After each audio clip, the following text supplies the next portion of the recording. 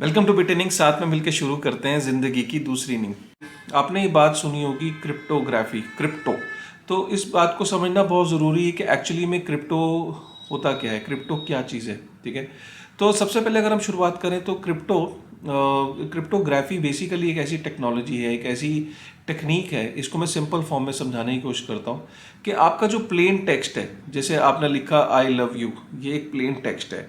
अब plain text को इस तरीके से उस डेटा को स्टोर करना और उस डेटा को इस तरीके से चेंज करना, मॉडिफाई करना कि वो एक कोड के अंदर तब्दील हो जाए, जो बिल्कुल इम्पॉसिबल हो समझना। मतलब सपोज अगर मैं बोल रहा हूँ आई लव यू, और आई लव यू को मैं एक स्ट्रिंग ऑफ डेटा में कन्वर्ट कर दूँ, जैसे सपोज XYZ 1 2 3 A 9 E 5 1 1 1, तो आपको वो कोड ये वाला समझ नहीं आएगा। लेकिन आई लव यू था, आई लव यू को कन्वर्ट कर दिया एक कोड के अंदर। ठीक है, और उस कोड के अंदर जब आपने कन्वर्ट कर दिया और जिस रिसीवर को वो कोड रिसीव हुआ, ठीक है, तो वो जो कोड जो जिसको रिसीव हुआ वो उस कोड को डिकोडिफाई कर सकता है, कर पाता है। ठीक है, तो जो जो सेंडर था वो कोड को भेजना चाह रहा था, क्रिप्टोग्राफी के थ्रू आपने उसको उस कोड को चेंज कर दिया और वो जो कोड रिसीवर के पास जो मिला तो वो उसी फॉर्म में मिला।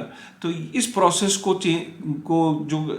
इस प्रोसेस को करने को एक इजी तरीके में आप ये समझ लीजिए कि क्रिप्टोग्राफी की टेक्निक से ये होता है। ठीक है, और ऑब्वियसली क्योंकि ये इसकी जो रियलाइजेशन है, इसकी इंपॉर्टेंस इसलिए हुई कि जैसे 1970s में जब कंप्यूटर फर्स्ट टाइम जब कंप्यूटर इजाद हुआ और एक कंप्यूटर जब दूसरे कंप्यूटर के साथ कनेक्ट हुआ, राइट, एक लैन के थ्रू, और जब एक के बाद दो, दो के बाद तीन, तीन के बाद चार, जब कंप्यूटर्स आपस में जुड़े होंगे, तो कंप्यूटर्स को जोड़ने का पर्पस ये था कि कंप्यूटर्स आपस में कम्युनिकेट कर सकें, राइट, कंप्यूटर्स आपस में बात कर सकें।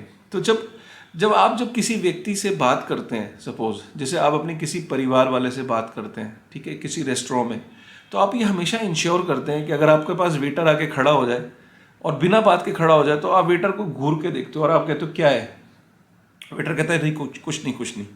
या सपोज आप जब दो लोग एक रेस्टोरेंट में बात कर रहे होते हैं, ठीक है, और पीछे से कोई टेबल पे बैठा है और वो कान लगा के आपकी बातों को सुन रहा है, तो आप उसको एकदम देखते हैं क्या चीज़ है, क्या प्रॉब्लम है।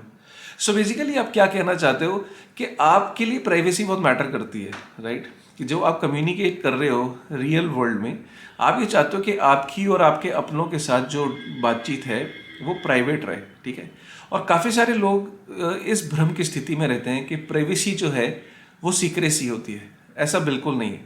जैसे सपोज करिए कि आप एक घर में रहते हैं, आप घर के अंदर आपके पास पर्दे हैं और वो शीशे के बाहर जो है वो सड़क है।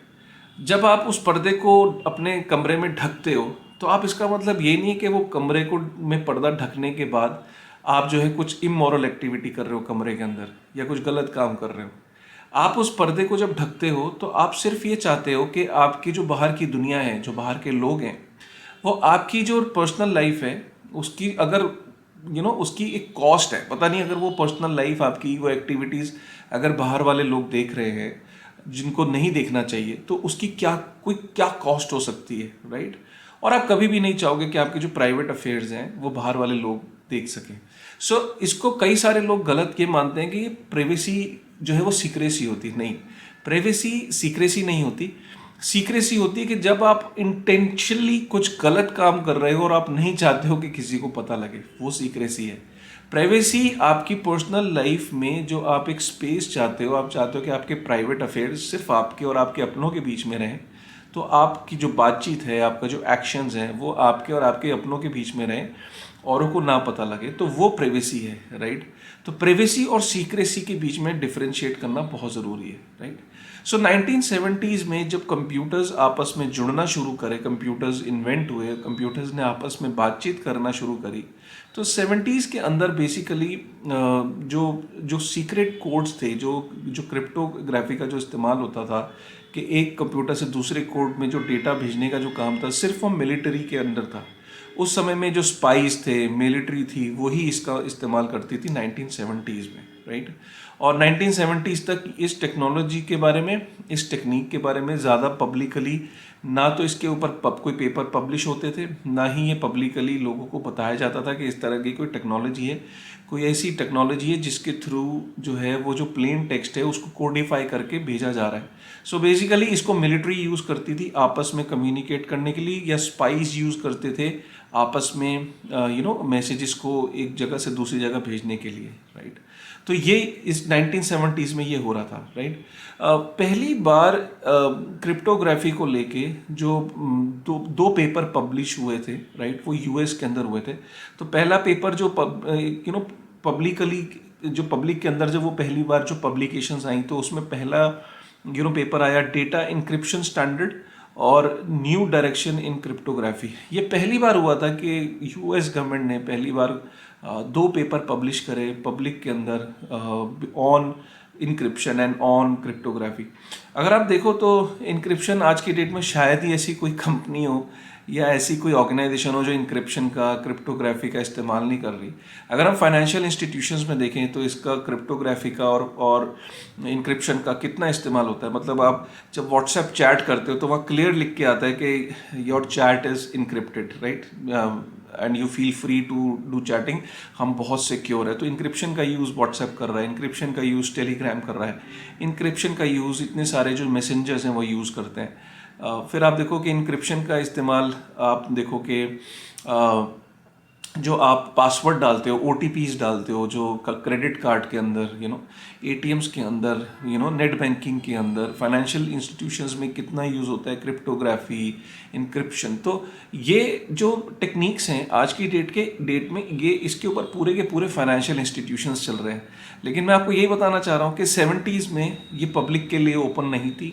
1970s में सिर्फ मिलिट्री यूज़ करती थी, और 1970s के एंड में पहली बार ये पेपर पब्लिश हुए पब्लिक के अंदर। और 1980 में पहली बार डॉक्टर डेविड शॉम, जिन्होंने आई थिंक, अगर आज की डेट में अगर हम इंक्रिप्शन और क्रिप्टोग्राफी की अगर हम बात देख रहे हैं, या आज हम क्रिप्टो करेंसीज जो $3 ट्रिलियन की जो मार्केट जो इवॉल्व हुई है, आई थिंक अगर उसके जो उसको अगर किसी ने, जिसको अगर हम कहते हैं ना फादर ऑफ नेशन या फादर ऑफ तो अगर मैं डेविड शॉम को ही बोलूँ कि अगर उन्होंने जो क्रिप्टोग्राफी है, अगर उसके कोई वाकई में जिन्होंने इसके ऊपर सबसे ज़्यादा काम किया उस समय में, और जिन्होंने एक बेस दिया इस पूरी इकोनॉमी को इवॉल्व करने के लिए, वो डेविड शॉम थे। उन्होंने 1980 में काफ़ी एक्सटेंसिवली इस पे काम किया डेविड शॉम ने, और उन्होंने एक पेपर लिखा था जिसमें anonymous digital cash and pseudonymous reputation system. So basically उनका ऑब्जेक्टिव था सिक्योरिटी विदाउट आइडेंटिफिकेशन। तो ये 1980s में जब उन्होंने पहली बार पेपर्स लिखे डिजिटल कैश पे, क्रिप्टोग्राफी पे, तो इस पेपर ने 1980s में 87-86 के करीब ये पेपर आया था। तो इस पेपर ने काफ़ी उस समय में लोगों को एक आई ओपनिंग एक उनके लिए एक्सपीरियंस था, और काफ़ी सारे जो उस समय में जो टेकी कह लीजिए, उनको एक तरीके का एक रास्ता दिखाया, एक विजन दी कि ये भी पॉसिबल है, और किस तरीके से जो डेटा कंप्यूटर के ऊपर जो फ्लो करता है उसकी प्राइवेसी किस तरह से की जा सकती है, और how important it is and why it is important, right. कि क्यों इम्पॉर्टेंट है कि जब दुनिया में कंप्यूटर्स आपस में मिलने लगेंगे, आपस में एक टाइम आएगा कि मिलियंस बिलियंस में कंप्यूटर्स आपस में लोग कम्युनिकेट करेंगे, तो प्राइवेसी क्यों मैटर करती है और क्यों ये इम्पॉर्टेंट है। तो इन्हीं चीज़ों को देखते हुए 1992 में पहली बार एरिक ह्यूज, टिमोथी सी मे और जॉन गिलमोर, ये 2-3 लोग थे। इन्होंने क्या करा, ये टेकीज थे, ये हर महीने मिलना शुरू किया इन लोगों ने, और करीब 1992 में ये हर महीने मिलते थे। और किसी ने मजाक में साइबर पंक से इनका नाम साइफर पंक्स रख दिया, राइट। तो साइबर से साइफर और पंक्स, तो ये बेसिकली एक मजाक के अंदर ये नाम रखा था, एक हंसी मजाक होता है ना, एक ह्यूमर होता है, तो उसके अंदर इन तीनों का नाम रखा था। और इन तीनों ने ये तीन जो इसको कहते हैं कि साइफर पंक मूवमेंट जो था, जैसे शुरुआत डेविड शॉम ने अकेले ने एक पेपर लिख के करी, और उसके बाद जो 1992 में इन तीन लोगों ने पहली बार एक महीने में एक बार मिलते थे, टेकीज थे, और मजाक मजाक में साइफर पंक इनका नाम रख गया। और इन्होंने पहली बार एक मेलिंग लिस्ट जो थी, साइफर पंक मेलिंग लिस्ट इन्होंने बनाई। उस मेलिंग लिस्ट ये समझ लीजिए कि जैसे आज के डेट हम व्हाट्सएप ग्रुप होते हैं, टेलीग्राम ग्रुप्स होते हैं, तो उस समय में इन्होंने साइफर पंक एक मेलिंग लिस्ट थी, जिसका एक मैनिफेस्टो, जैसे हम व्हाट्सएप का एक स्टेटस डालते हैं कि ये इस ग्रुप का क्या मतलब है या क्या इसका ऑब्जेक्टिव है, तो उन्होंने साइफर पंक मैनिफेस्टो रिलीज किया था। मैं वो पढ़ के बता देता हूँ। उसमें लिखा था कि privacy is necessary for an open society in the electronic age, ठीक है, and privacy is not secrecy. तो मैं जैसे आपको बता रहा था ना, so privacy is not secrecy, a private matter is something one doesn't want the whole world to know.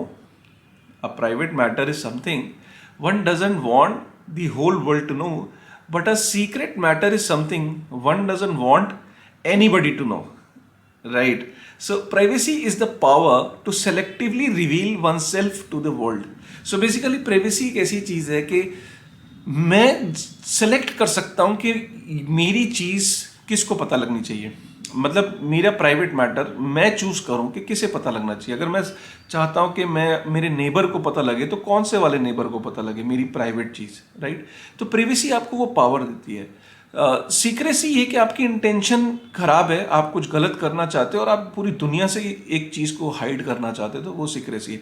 तो इस साइफर पंक मूवमेंट का जो ये मैनिफेस्टो था, जो ये मेलिंग लिस्ट बनी थी, एक ग्रुप कह लीजिए उस समय में जो बना, उसका ये मैनिफेस्टो था कि ये उनका एक लाइंस थी जिसमें they are not doing anything wrong, it's just that they are working on privacy enabled features उस समय में, जो कि आज हम देखते हैं कि सबसे कॉमन है वो फीचर्स। तो ये उस समय की एक मेलिंग लिस्ट थी जो तैयार हुई थी।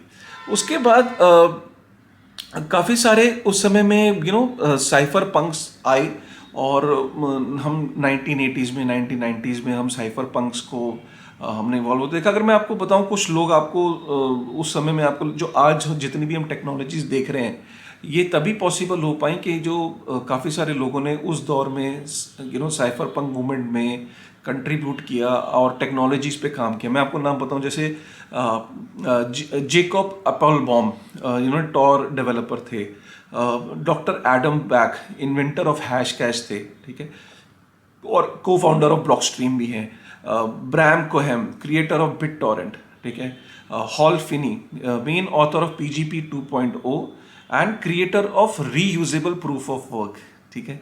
ये सारी टेक्नोलॉजीज बाय द वे आज की डेट में प्रिवलेंट है। क्रिप्टो करेंसीज में तो है ही हैं, क्योंकि ये सारी टेक्नोलॉजीज कहीं ना कहीं बेस बनी, जो आज हम जिस दुनिया को देख रहे हैं, इंटरनेट की दुनिया को सिक्योर तरीके से कॉन्फिडेंटली हम इंटरनेट पे जो ये इंटरैक्ट कर रहे हैं, ये सारे की सारी टेक्नोलॉजीज इन साइफर पंक्स की देन है, क्योंकि इन्होंने उस दौर में इस पे काम किया। और टिम हडसन जो थे वो को ऑथर ऑफ SSL ली, SSL the precursor of open SSL। हम जानते हैं कि SSL सिक्योरिटी का कितना बड़ा रोल है जो फाइनेंशियल इंस्टीट्यूशंस में। पॉल कोचर को ऑथर ऑफ SSL 3.0, और भी बहुत सारे साइफर पंक हैं जिन्होंने जैसे Moxie Marlinspike founder of Open Whisper, हम बात करें स्टीवन शेयर की जो creator of concept of the warrant canary हैं, Bruce Schneier well known for security author, Zooko Wilcox DG cash developer founder of Zcash, and Philip Zimmermann creator of PGP 1.0। तो ये सारी technologies जो हैं, हम ये सब जानते हैं कि इनका बहुत बड़ा रोल रहा है फ्यूचर में, और बहुत बड़ा कंट्रीब्यूटर्स रहेंगे लोग। इनफैक्ट अगर मैं स्टेप बाय स्टेप चलूँ, तो जैसे डेविड शॉम ने सबसे पहले अगर मैं डेविड शॉम के बारे में आपको थोड़ा सा और बताऊं, तो basically he was born in 1995, एक अमेरिकन कंप्यूटर साइंटिस्ट और क्रिप्टोग्राफर थे, and he is known as a pioneer in cryptography and privacy preserving technologies, and he is widely recognised as the inventor of digital cash, ठीक है। His 1982 में उनका एक paper आया था, computer system established, maintain and trusted by mutually suspicious group. So जिसको आज की डेट में हम ब्लॉकचेन प्रोटोकॉल कहते हैं ना, कि ब्लॉकचेन को, डिसेंट्रलाइज ब्लॉकचेन को किस तरीके से लोग जो आपस में एक दूसरे को जानते भी नहीं वो मैनेज करते हैं। तो कहीं ना कहीं जो ब्लॉकचेन प्रोटोकॉल है जो हम देखते हैं, वो first known proposal for a blockchain protocol वो डेविड शॉम का ही दिया हुआ था।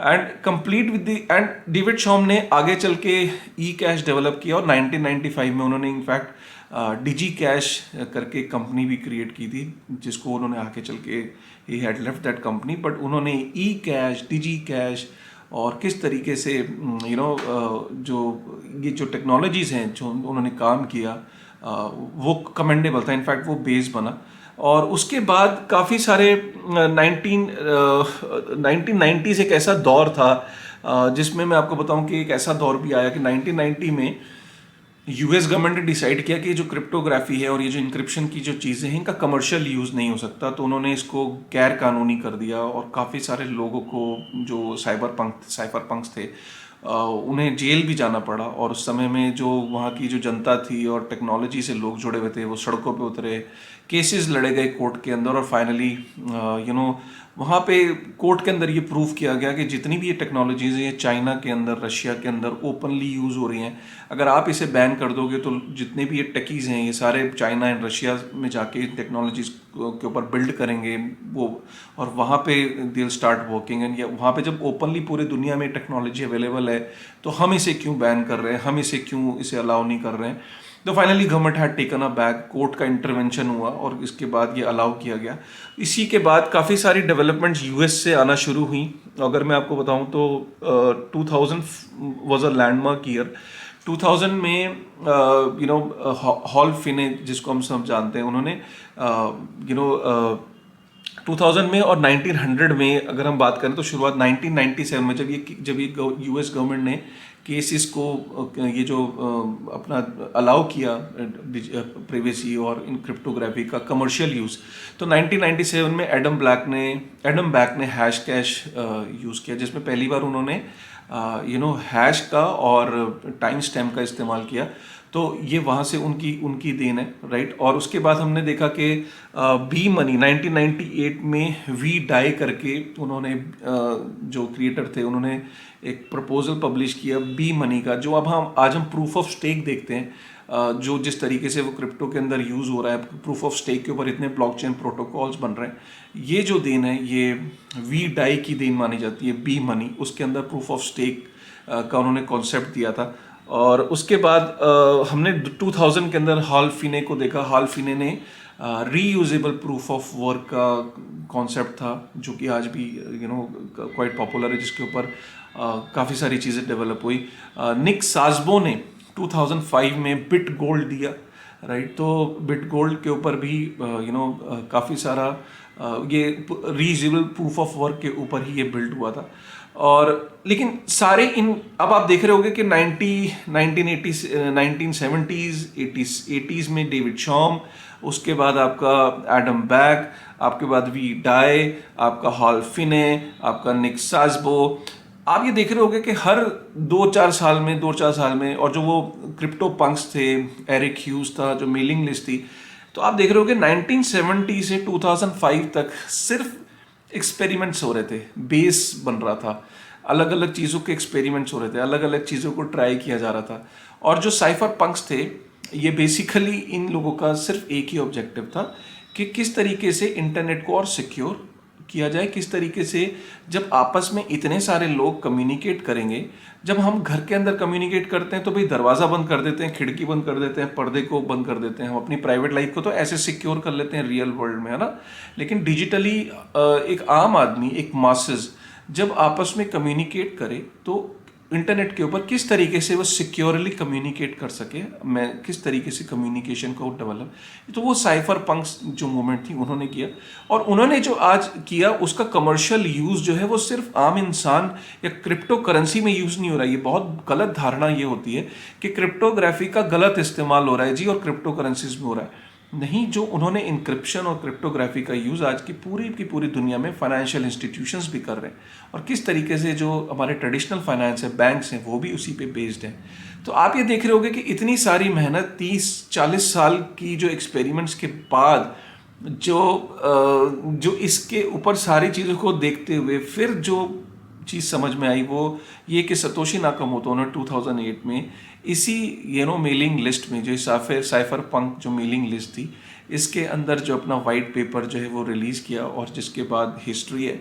क्योंकि अब उसके बाद में नेक्स्ट वीडियो में आपको बताऊंगा कि बेसिकली बिटकॉइन कैसे सीख में आया, वाइट पेपर, सतोशी नाकामोटो कौन था, ये हम आगे की वीडियोज़ में कवर करेंगे। लेकिन पहली बार आपको मैं ये समझाना चाह रहा हूँ कि बिटकॉइन कोई वन नाइट जर्नी नहीं है, कोई वन नाइट वंडर नहीं है। आप समझ रहे होंगे कि इसके पीछे 30-40 साल का जो ये मेहनत थी वो सारी अकुमुलेट हुई, डिफरेंट टाइप ऑफ एक्सपेरिमेंट हुए। हर एक्सपेरिमेंट में एक चीज़ कॉमन थी कि सेंट्रल सर्वर की ज़रूरत हमेशा पड़ रही थी। चाहे वो निक साजबो का एक्सपेरिमेंट था, चाहे वो हॉल फिने का एक्सपेरिमेंट था, चाहे वो डेविड शॉम का एक्सपेरिमेंट था, चाहे वो वी डाई का एक्सपेरिमेंट था। हर एक्सपेरिमेंट के अंदर वो कोई ना कोई चीज़ सॉल्व कर रहे थे। आगे का एक्सपेरिमेंट पिछले वाले से बेटर वर्जन था, राइट। तो कोई प्रॉब्लम, कोई डबल स्पेंडिंग की प्रॉब्लम को सॉल्व कर रहा था, कोई किसी पर्टिकुलर चीज़ को सॉल्व कर रहा था। लेकिन एक प्रॉब्लम जो सब में कॉमन थी वो तब तक सॉल्व नहीं हुई जब तक सतोशी नाकामोटो जो है वो अपना वाइट पेपर लेके नहीं आया। सतोशी नाकामोटो ने सारे टेक्नोलॉजीज में से हर चीज़ को पिक करते हुए अपना पहली बार ये प्रॉब्लम को सॉल्व किया कि जो सेंट्रल सर्वर है, सेंट्रल एंटिटी है, उसकी ज़रूरत नहीं है। तो जब आप कोई वैल्यू जो है एक जगह से दूसरी जगह आप ट्रांसफ़र करो अगर इंटरनेट पे, तो आपको किसी एक थर्ड पार्टी की ज़रूरत नहीं है, without relying on a third party, कि आपको उस पर ट्रस्ट करने की ज़रूरत नहीं है। आप पीयर टू पीयर बिना reliance on a third party आप वैल्यू को ट्रांसफ़र कर सकते हो। तो ये पहली बार सतोशी नाकामोटो ने किया। इससे पहले जितनी भी टेक्नोलॉजीज थी, जो एक्सपेरिमेंट्स थे, वो ये करने में सक्सेस नहीं पा रहे थे। तो ये था, आप समझ गए होंगे कि 30-40 साल की एक एक्सपेरिमेंट्स के बाद एक ये वाइट पेपर आया है, सतोशी नाकामोटो आया।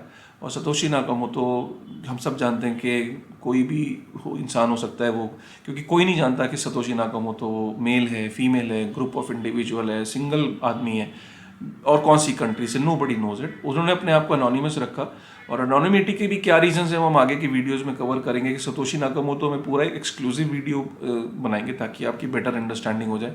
उम्मीद करता हूँ कि आपको ऐसे फैक्ट्स, ऐसी चीज़ें आज पहली बार क्लियर हुई होंगी कि बिटकॉइन वन नाइट वंडर नहीं है। इसलिए कहा जाता है कि बिटकॉइन को जब ये कहते हैं लोग कि हवा में आया, हवा से क्रिएट हुआ, तो ये बिल्कुल गलत है। हवा से क्रिएट नहीं हुआ, ना हवा में आया। और इसके पीछे जो रिसर्च थी, जो मेहनत थी, जो 30-40 साल का जो एक्सपेरिमेंटेशन था, वो इस बात का गवाह है कि बिटकॉइन एक प्रोग्रेसिवली जब लोग काम करते रहे, सोसाइटी में इवॉल्व करते रहे, तो बिटकॉइन उसका एक आउटकम निकला। तो ये था बिटकॉइन के cipher punk movement. I am sure आपको ये बात पसंद आई होगा। Thank you very much with this thought. बने रहिए बिटनिंग के साथ। Thank you.